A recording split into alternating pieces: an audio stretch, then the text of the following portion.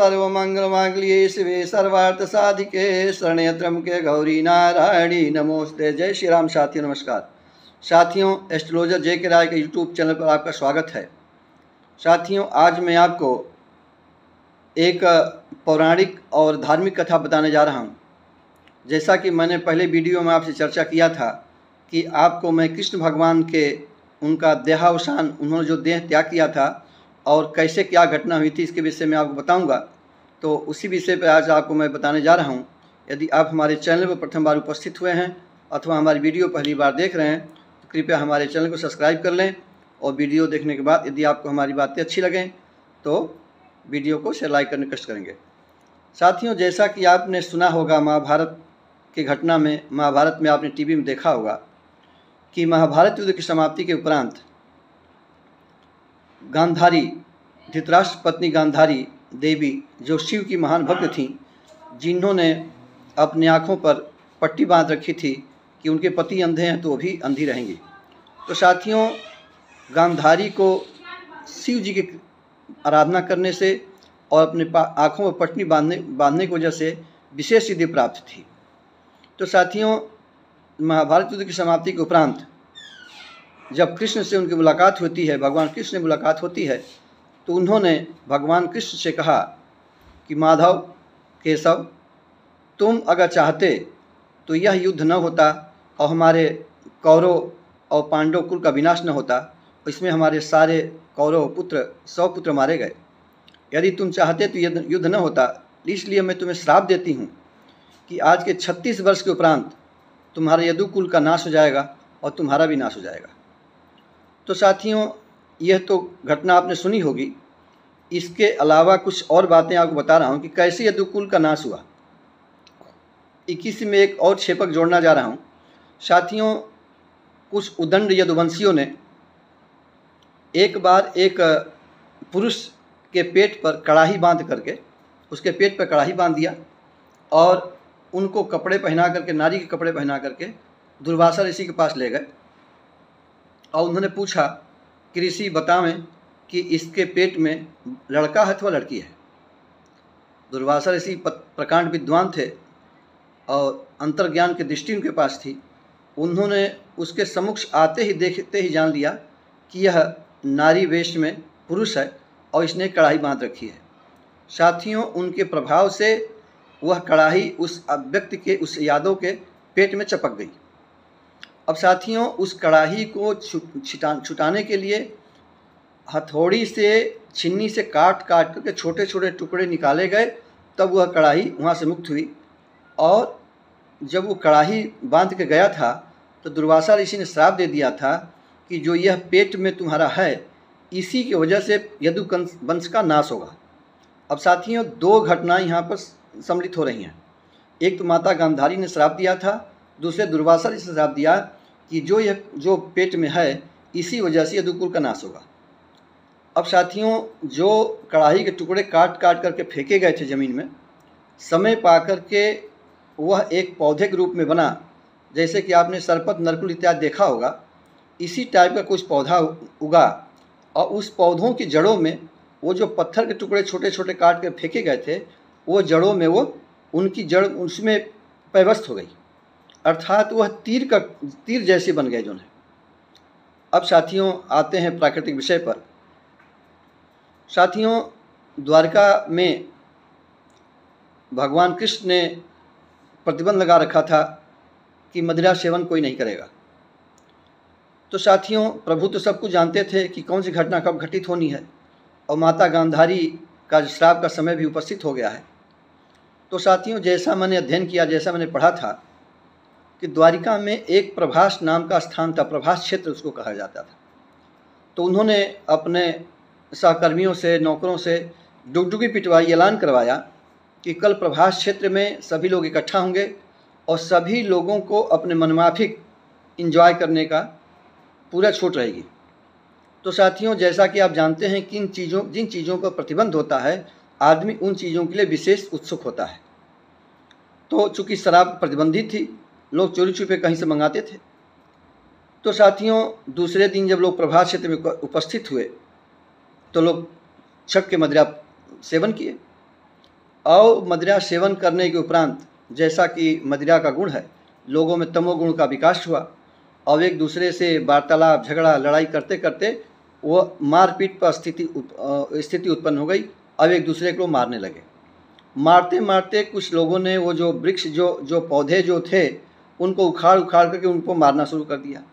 अब चूंकि उन पौधों में लोहे थे और दुर्वासा इसके श्राप था, तो जिनको जिनको वह लोहे के जो तीरनुमा जो टुकड़े थे जिनको लगे वो वहीं धराशायी होते चले गए।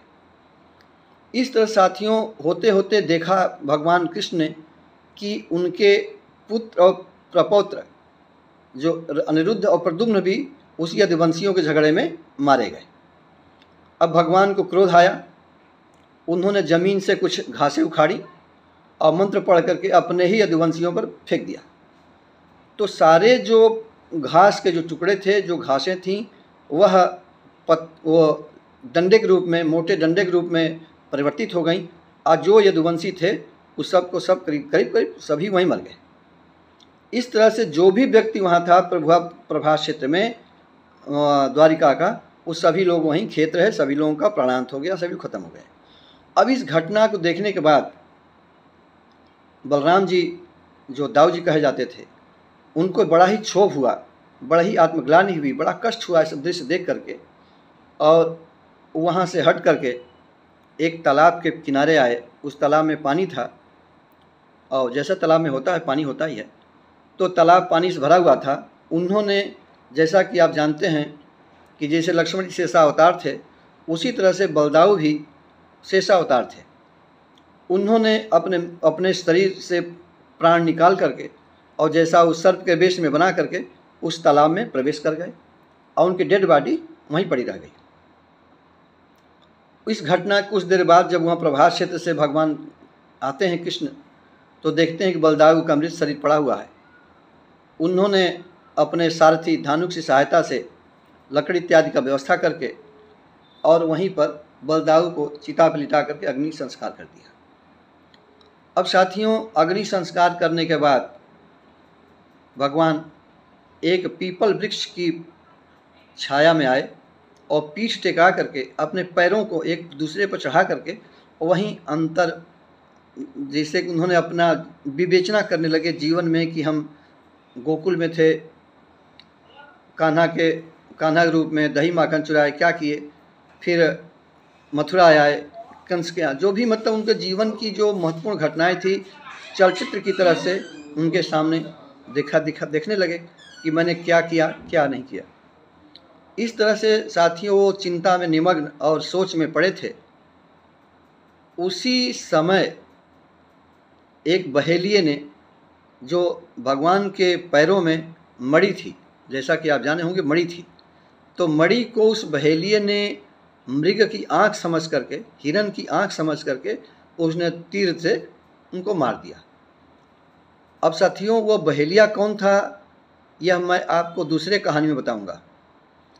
तो साथियों उस बहेलिये ने भगवान को तीर मार दिया और सोचा कि मेरा शिकार तो अब घायल हो गया होगा।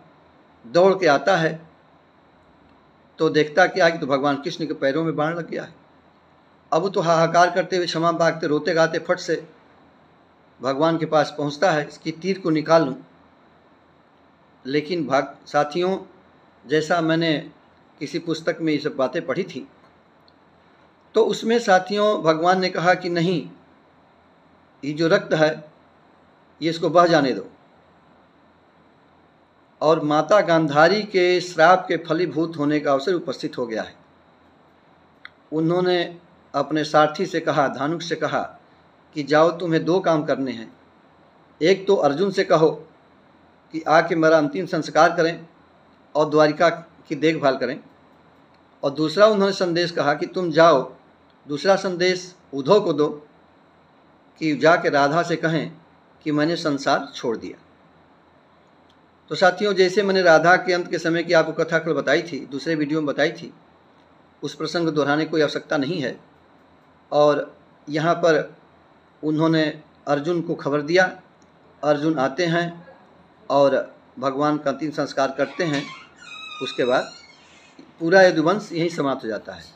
तो साथियों, शेष कथा अब अर्जुन द्वारिका में गए तो क्या क्या घटना हुई, इनके विषय में, और जो जिस बहेलिये ने भगवान को बाण मारा था वो बहेलिया कौन था, उसके पूर्व जन्म की कथा क्या थी, इसको मैं दूसरे वीडियो में आपको बताऊंगा।